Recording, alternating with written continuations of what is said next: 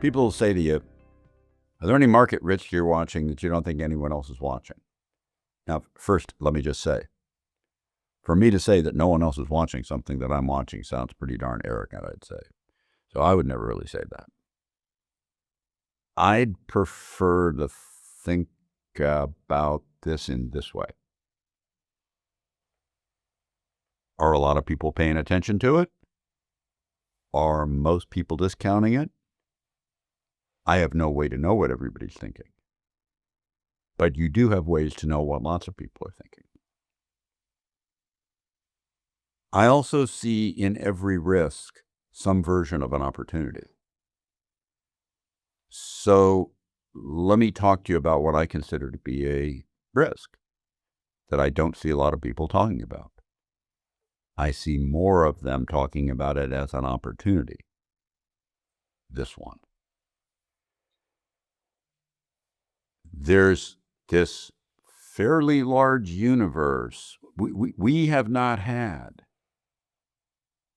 a buoyant IPO market with a lot of big IPOs.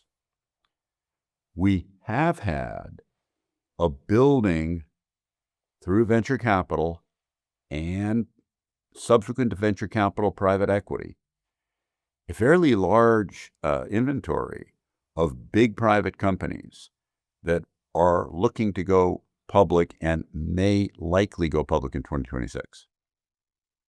I like to refer to SpaceX as the poster child for this. This would be hundreds of billions of dollars in an IPO. There's all of these other ones, however.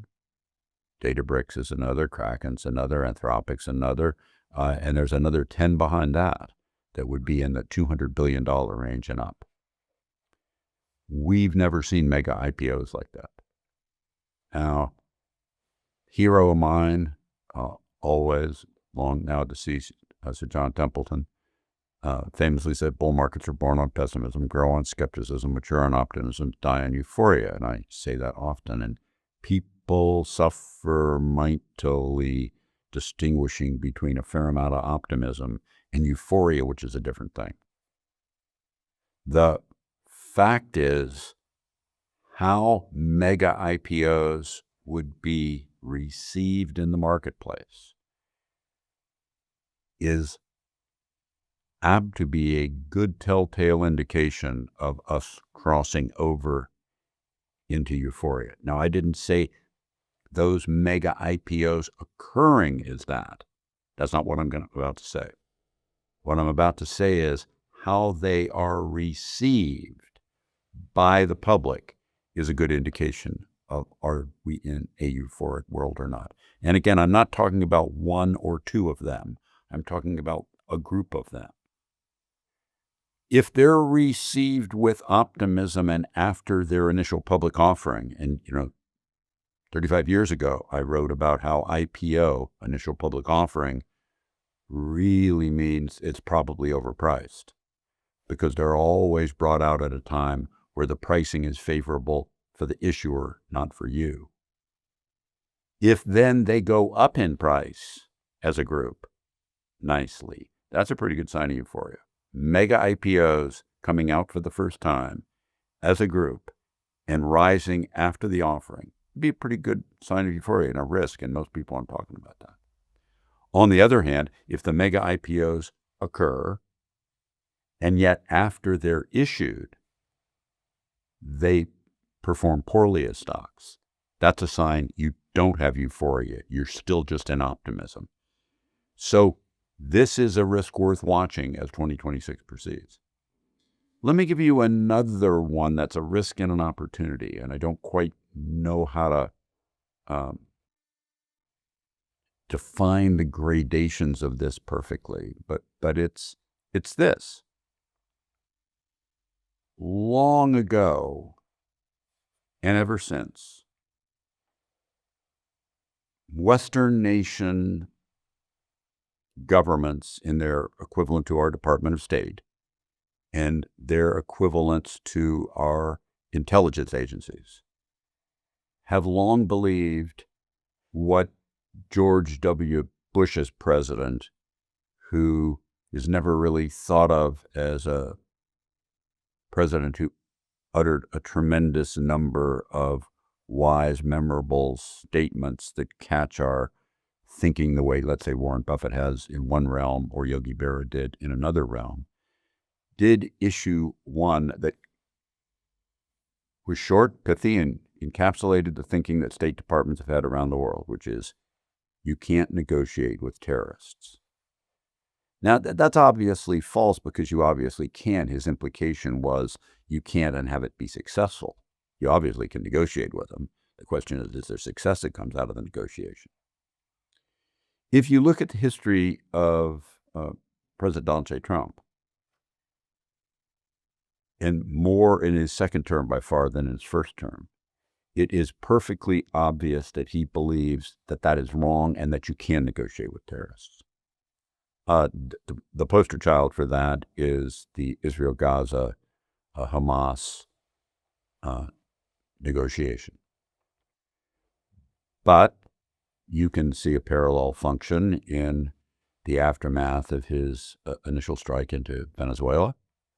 And you can see a sequencing that he tends to deploy routinely, which is to say, terrorist country, I want you to do this. If you don't do this, I'm going to do that. And then he'll say it again in a different way, and then he'll say it again in a different way, and then if they do not do what he wants, he does that. So, for example, that's exactly what he did before he bombed the Iranian nuclear sites. And then when they didn't, he bombed them. But he does believe he can negotiate with them. And he's made utterances as 2026 originates that he is hopeful of negotiations with Iran in the year. Hopeful. Now, why am I saying all this? I'm saying all this because he might be right and he might be wrong. The fact is, if he's right, that's actually an opportunity for the world. If he's wrong, it's a risk. If he's wrong and he does it and he enters into treaties and they do not work, that when people think they're working, where markets would be pricing that they were working, but then they do not, that would be a risk. So the bellwether to look for at this point in time is rather obviously the one that I'm paying attention to most is obviously Israel-Hamas, because Hamas has not been living up to all of the agreement points that were made in the negotiations. And if they do not, in the longer term, you would expect Israel and Hamas to break down their peace agreement as an evidence that the negotiation did not work and that state departments and intelligence agencies, and the phrase that George W. Bush uttered, are in fact correct. Will we see that, or won't we see that? Or will President Trump be able to go back and renegotiate again with Hamas to keep a continuous peaceful relationship between Hamas and Israel?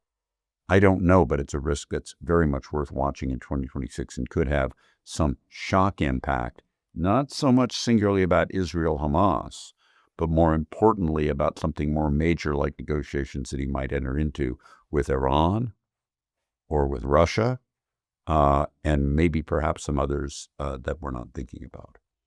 So those are two that I think are very worth watching as 2026 evolves. There's a plethora of lesser ones, and I'll talk about those over the months ahead. Thank you very much for listening. I hope you found this useful.